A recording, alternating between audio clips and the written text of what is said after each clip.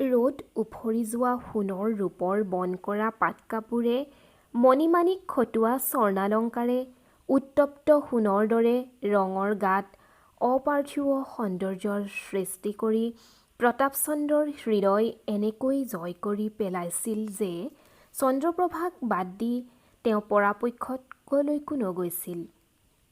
আনকি ৰাজকাৰ্যৰ মাজতো মাজে মাজে সভা স্থগিত ৰাখি অন্তঃপুৰত শয়ন কৰি চন্দ্ৰপ্ৰভাৰ সৈতে কিছু সময় কটাই গৈছিল প্ৰতাপচন্দ্ৰই। তেতিয়া কিমাননো বয়স আছিল চন্দ্ৰপ্ৰভাৰ? চন্দ্ৰপ্ৰভাৰ যেতিয়া বিয়া হৈছিল তেতিয়া শহুৰ ৰজা সোমপালৰ মৃত্যু বেছিদিন হোৱা নাছিল। প্ৰতাপগড়ৰ অভ্যন্তৰত ন-কইনা ৰূপেৰে যেতিয়া প্ৰৱেশ কৰিছিল তেতিয়া চন্দ্ৰপ্ৰভা কৈশোৰ অতিক্ৰম কৰি যৌৱনৰ দুৱাৰদলিত থিয় হোৱা একোৰেই আওভাও নোপোৱা এজনী অতি নম্ৰ, অতি সৰল, অতি আনুগত্যপৰায়ণ কিশোৰী আছিল। স্বামীক পৰম গুৰুৰূপে পূজা কৰাৰ প্ৰশিক্ষণেৰে প্ৰশিক্ষিত চন্দ্ৰপ্ৰভাই প্ৰতাপচন্দ্ৰৰ চৰণ স্পৰ্শ নকৰাকৈ ৰাতিপুৱা মাটিত ভৰি নথৈছিল। এজনী দাসীৰ দৰে স্বামীক সেৱা কৰাই একমাত্ৰ কৰ্তব্য বুলি জানি স্বামী সেৱাতেই মন প্ৰাণ সঁপি দিছিল। অপৰিণত শৰীৰ লৈ অন্তৰতে প্ৰতাপচন্দ্ৰৰ মৰমবোৰে আহপাহ মুকলি কৰি এপাহ পদুমলৈ ৰূপান্তৰিত কৰিছিল। প্ৰবল প্ৰতাপী প্ৰতাপচন্দ্ৰ হৈ পৰিছিল পত্নীপ্ৰাণ স্বামী, মহিষীৰ মুগ্ধ প্ৰেমিক। কিন্তু অলপ যেন বেছি মুগ্ধ, অলপ যেন বেছি আৱেগিক। মাজে মাজে প্ৰতাপচন্দ্ৰৰ মৰমবোৰে পিতৃগৃহত কিছু মুকলিমূৰীয়াকৈ ডাঙৰ হোৱা চন্দ্ৰপ্ৰভাৰ যেন উশাহ বন্ধ কৰি পেলাব খুজিছিল। মইনো ইমান ধুনীয়ানে? সোণৰ দৰ্পণত মুখ চাই স্বামীৰ প্ৰশংসাধন্য চন্দ্ৰপ্ৰভাই নিজকে নিজেই আচৰিত হৈ সুধিছিল। প্ৰতিটো অন্তৰংগ মুহূৰ্তই আছিল যেন প্ৰতাপচন্দ্ৰৰ উদ্ভ্ৰান্ত আদৰ, মুগ্ধ দৃষ্টি আৰু প্ৰশস্তি বাণীৰে ভৰপূৰ। প্ৰতাপচন্দ্ৰৰ প্ৰায়ে কৈছিল, মই অনেক ৰূপৱতী নাৰী দেখিছোঁ মহিষী, কিন্তু তোমাৰ দৰে কোনো নাই। তুমি বেলেগ, অপূৰ্বা, অসামান্যা। অমৰাৱতীৰ অপ্সৰা জানো তোমাতকৈ বেছি ধুনীয়া? নহয় কিজানি মনীষী? সেই প্ৰশংসাবাণীত তৃপ্তিৰে মন উপচি পৰিলেও লাজত মোচ কোচ যোৱা যেন হৈছিল ন-গাভৰু চন্দ্ৰপ্ৰভা। আপোনাতকৈ মই বেছি সৌভাগ্যৱতী আৰ্যপুত্ৰ। আপোনাৰ দৰে সুপুৰুষ আৰু বীৰ ৰজা কিমান নাৰীয়ে লাভ কৰে। চন্দ্ৰপ্ৰভাৰ বিনয় আৰু সন্তুষ্টিয়ে ৰজা প্ৰতাপচন্দ্ৰকো সন্তুষ্ট কৰিছিল। এক মদালসা নাৰীক নিজৰ যৌৱনেৰে পৰিতৃপ্ত আৰু পৰাভূত কৰিব পৰাৰ পৰিতৃপ্তিয়ে তেওঁৰ মুখখন পোহৰ কৰি তুলিছিল। কৈছিল, এখন বিশাল ৰাজ্যৰ ৰাজেশ্বৰী হোৱাৰ গৌৰৱ তোমাৰ প্ৰাপ্য মহিষী। তুমি প্ৰবল প্ৰতাপী ৰজা প্ৰতাপচন্দ্ৰৰ মহিষী। জিতাৰী বংশীয় ৰজা ধৰ্মপালৰ উত্তৰ পুৰুষ তোমাৰ যোগেদিয়ে পৃথিৱীলৈ আহিব। এই ঐতিহ্যময় আৰ্যবংশৰ ধাৰা তুমিয়েই বহন কৰিব লাগিব। তাৰ বাবে নিজক সকলো ফালৰ পৰা প্ৰস্তুত কৰি তোলা, যাতে তুমি তোমাৰ সৌন্দৰ্য আৰু গুণাৱলীৰে এই বংশক আৰু অধিক গৰিমা প্ৰদান কৰিব পাৰা। ৰাণী চন্দ্ৰপ্ৰভাক বুকুত সাৱটি লৈ মৰমেৰে উপচাই দিছিল ৰজা প্ৰতাপচন্দ্ৰই। সেই মৰমত যেন লুকাই আছিল ক্ষত্ৰিয় পুৰুষৰ অহংকাৰ, লগতে যেন মিহলি হৈ আছিল কিছু অনিশ্চয়তা, অনাহক কিছু সন্দেহ। তেনে যেনেই লাগিছিল ৰাণী চন্দ্ৰপ্ৰভাৰ। নিজৰ পৌৰুষৰ ওপৰত সম্পূৰ্ণ আস্থা যেন প্ৰতাপচন্দ্ৰৰ নাছিল। পত্নীৰ সন্তুষ্টিক লৈ তেওঁ যেন কিছু অনিশ্চয়তাত ভুগিছিল। তেওঁৰ অধিকাৰবোধৰ আধিক্যত তেওঁক মাজে মাজে সন্দেহপ্ৰৱণ যেনো লাগিছিল চন্দ্ৰপ্ৰভাৰ। অৱশ্যে কেতিয়াবাহে এনে অত্যধিক অধিকাৰবোৰক চন্দ্ৰপ্ৰভাই অতিমাত্ৰা মৰমৰ চিন বুলিয়েই গণ্য কৰিছিল। ৰাজসভা চলি থকাৰ মাজতে প্ৰায়ে অন্তেশপুৰলৈ কিছু সময়ৰ বাবে গুচি অহা প্ৰতাপচন্দ্ৰক দেখি ৰাজগৃহৰ দাস দাসীসকলৰ চকুবোৰত তিৰবিৰাই উঠা কৌতুক চন্দ্ৰপ্ৰভাই দেখিছিল ৰাজমাতাৰ চকুত ফুটি উঠা বিৰক্তি আৰু অসন্তোষ। লাজত মুচ কচ যোৱা যেন হলেও প্ৰতাপচন্দ্ৰক চন্দ্ৰপ্ৰভাই একো ক'ব নোৱাৰিছিল। তেওঁ নিজেও যে আছিল প্ৰতাপচন্দ্ৰৰ পৌৰুষ আৰু সৌন্দৰ্যৰ বিবশ অনুৰাগিনী। আবি মাৰ্গী খামচামাই এজনীৰ মাত শুনি বাস্তৱলৈ উভতি আহিল কনচাৰী। উভতি আহিল অন্য এক জন্মলৈ, অন্য এক জীৱনলৈ, য'ত পাটকাপোৰ পিন্ধা ৰাণী চন্দ্ৰপ্ৰভা নাই, আছে কাচং ফাচকাই পিন্ধা আবি কনচাৰী। সোণজিৰা আহি আছে। খামচাই জনীয়ে তলমূৰ কৰি লাহেকৈ ক'লে। বাক্য নহয় যেন তীৰবেগে উৰি আহিলে জুইৰ এপাত কাঁড়। সোণজিৰা বয়সত কনচাৰীৰ সমসাময়িক হলেও তেওঁক বেছিভাগেই মাহী বুলিয়েই মাতে। খলাৰ ৰজা জকাংকৈ সোণজিৰাক আচি বুলি মতাৰ কাৰণেই সোণজিৰা লাহে লাহে সকলোৰে মাহী হৈ পৰিছে। সোণজিৰা আজিকালি গোভাৰ ৰাজানত নাথাকে।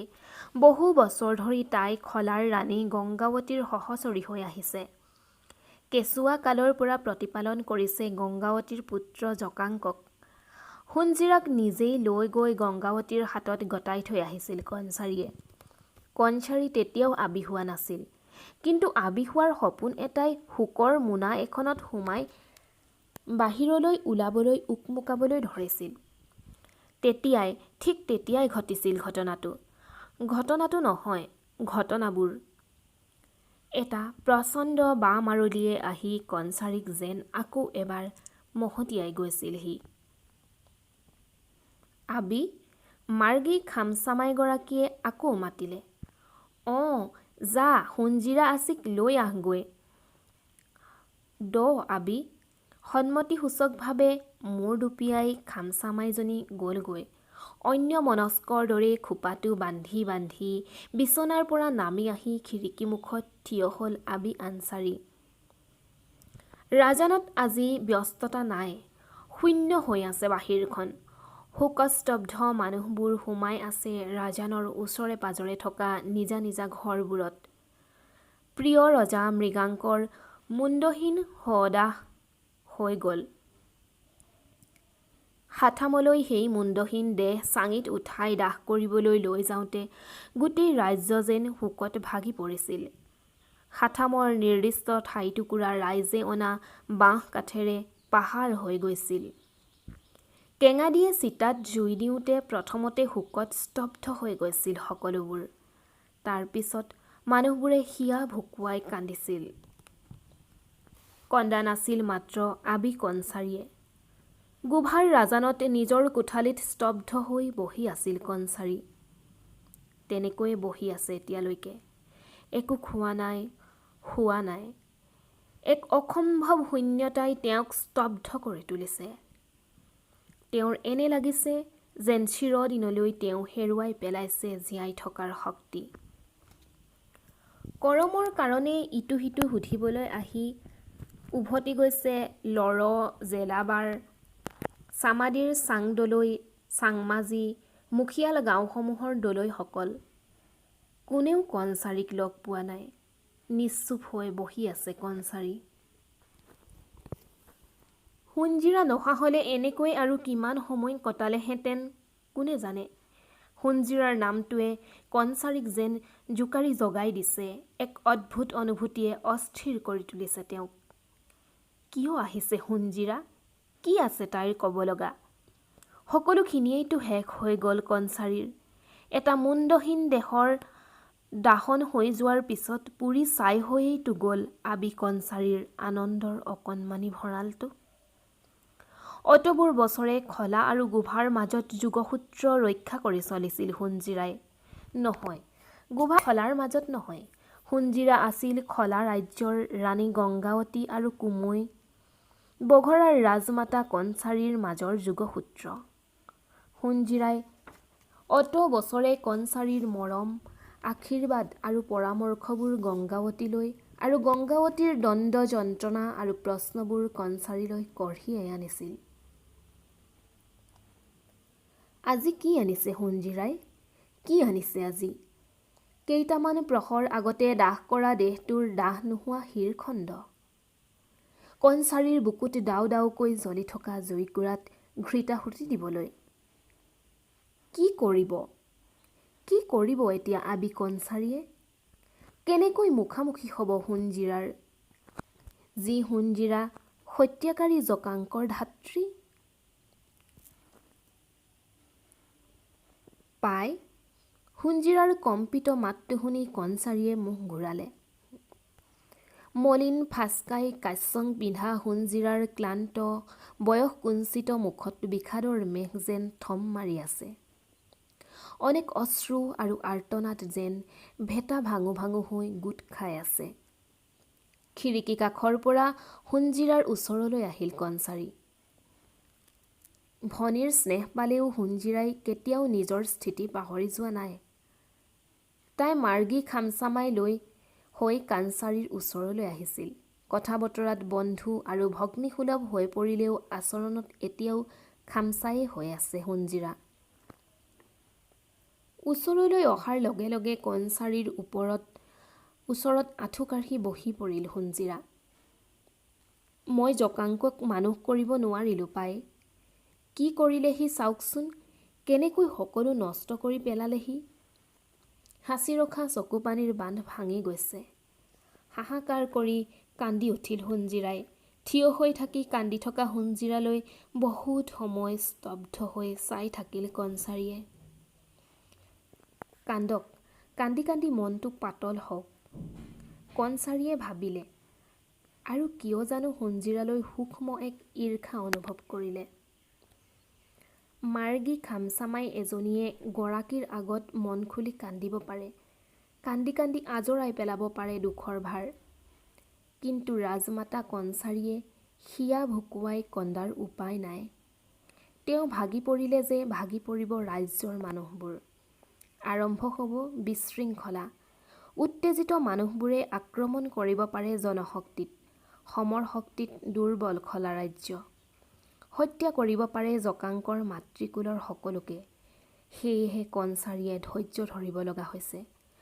বহু বছৰতে সাধুকুমাৰৰ নেতৃত্বত হ'ব লগা এখন ৰণ যি ধৈৰ্যৰে বন্ধ কৰিছিল, তেনেকৈয়ে ধৈৰ্যৰে বন্ধ কৰিবলগীয়া হৈছে সম্ভাৱ্য ৰক্তপাত।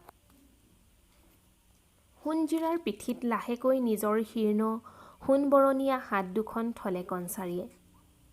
ধীৰভাৱে ক'লে, উঠ নানাও, নাকান্দিবি।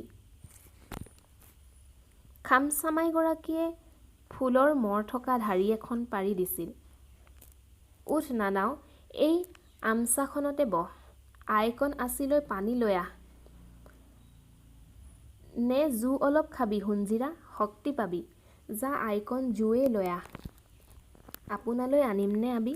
আপুনিওতো এতিয়ালৈকে পানী এটোপাও খোৱা নাই, খামচামাইজনীয়ে ক'লে।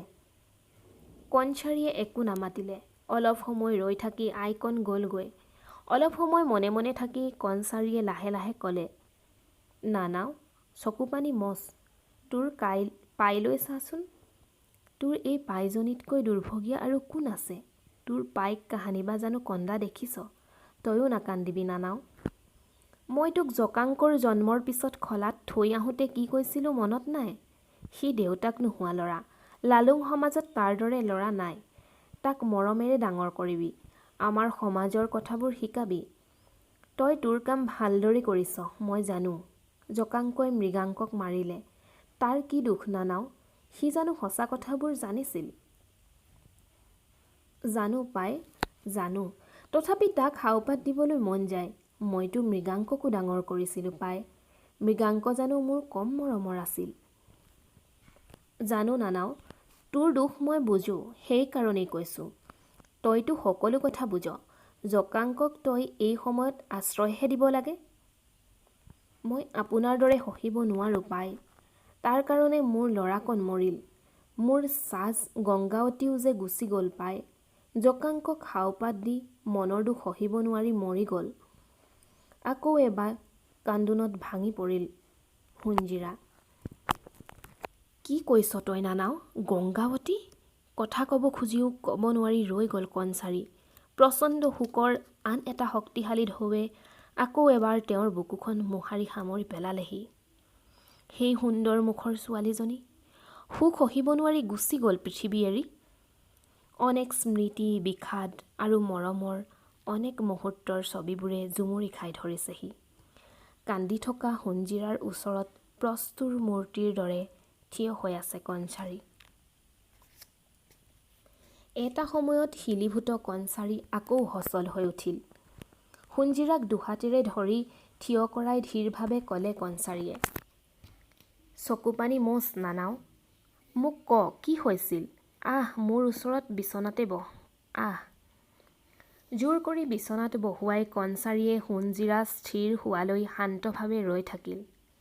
এটা সময়ত সোণজিৰাই মূৰ তুলি চালে। ধাৰাসাৰে বৈ অহা চকুপানী মচিবৰ চেষ্টা নকৰি কান্দোন বিজড়িত মাতেৰে ক'লে,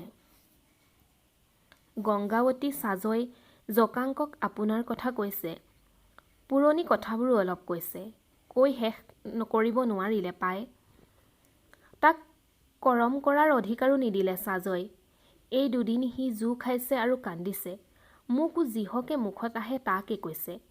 আজি আপোনাৰ ওচৰলৈ আহিম বুলি কৈছে। মই পুৱাতে উঠি লৰি লৰি গৈ মাউত এটাক জগাইছোঁ, হাতী লৈ আহিছোঁ। সি আহিলে গোভাৰ মানুহে তাক জানো শুদাই এৰিব? মাৰি পেলাব তাক। জু খাই মৰা হৈ আছে সি। যুঁজ দিবই নোৱাৰিব। খলাৰ সকলোৱে কথাবোৰ গম পাইছে। ৰাজানৰ পৰা সি বাহিৰে ওলোৱা নাই। জু খাইছে আৰু কান্দিছে, খাইছে আৰু কান্দিছে। সোণজিৰাৰ কথা শেষ হোৱাৰ আগতেই ৰাজানৰ বাহিৰৰ পৰা চিঞৰ বাখৰৰ শব্দ ভাহি আহিল। সোণজিৰা আৰু কণচাৰী থিয় হ'ল। বিমূৰৰ দৰে দুয়ো দুয়োৰ মুখলৈ চালে। মাৰ্গী খামচামাই এজনী উধাটো খাই সোমাই আহিল। আবি, বাহিৰত গুণ্ডকুল লাগিছে। খলাৰ ৰজা আহিছে বোলে। আমাৰ ৰখীয়াই মাৰিব গৈছে। কাকো একো নকৈ উদ্ভ্ৰান্তৰ দৰে দৌৰি যোৱা দি ওলাই গ'ল কণচাৰী। সোণজিৰাও। কণচাৰী যেতিয়া বাহিৰলৈ ওলাই গৈছে, তেতিয়া গোভাৰ ৰাজানৰ ৰক্ষীসকলে ঘেৰি ধৰিছিল নিচাগ্ৰস্ত জকাংকক আৰু লগত অহা দেহৰক্ষী কেইজনক। খলাৰ ৰজা জকাংক নিচাগ্ৰস্ত, শোকাৰ্ত, কিন্তু ভীৰুতো নহয়। সমৰকলাত সুদক্ষ তেওঁৰ দেহৰক্ষীসকল। তুমুল ৰণৰ মাজলৈ উধাটো খাই গ'ল আবি, কণচাৰী আৰু সোণজিৰা। বন্ধ কৰ, যুদ্ধ বন্ধ কৰ, আৰ্তনাদ কৰি উঠিল কণচাৰীয়ে।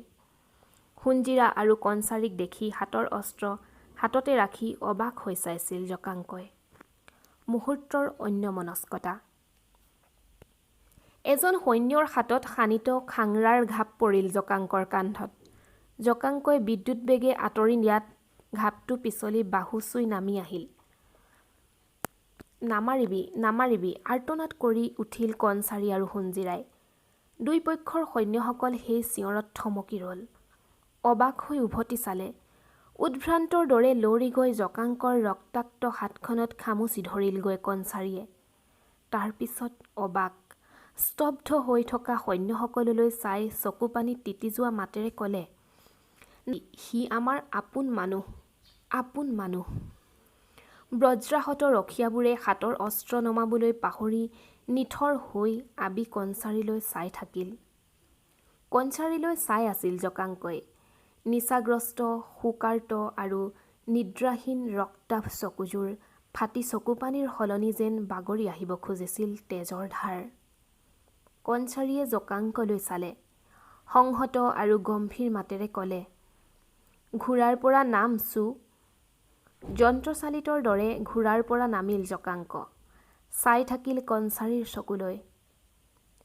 কোনো প্ৰশ্ন নকৰিবি, সেইবোৰ পিছত, আহ। জকাংকৰ হাতত ধৰি অবাক, নিথৰ এজাক মানুহৰ মাজেৰে কণচাৰী ৰাজানৰ ভিতৰলৈ সোমাই আহিল।